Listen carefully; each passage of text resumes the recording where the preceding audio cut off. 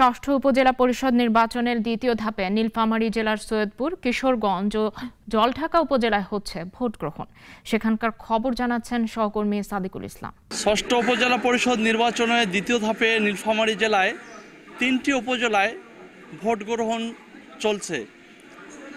নীলফামারী জেলায় 3টি উপজেলা পরিষদে মোট ভোটারের সংখ্যা হলো 7,88,099 জন।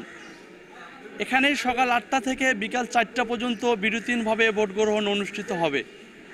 আমরা এই মুহূর্তে দাঁড়িয়ে আছি জলঢাকা উপজেলায় ট্যাঙ্গরমারি দ্বিমুখী উচ্চ বিদ্যালয়ের সামনে। এখানকার ভোটার উপস্থিতি সকালবেলা ভোটার উপস্থিতি কম থাকলেও বেলা বাড়ার সঙ্গে সঙ্গে ভোটার উপস্থিতি বেড়েছে। সাদিকুল ইসলাম, নাগরিক টেলিভিশন, নীলফামারী।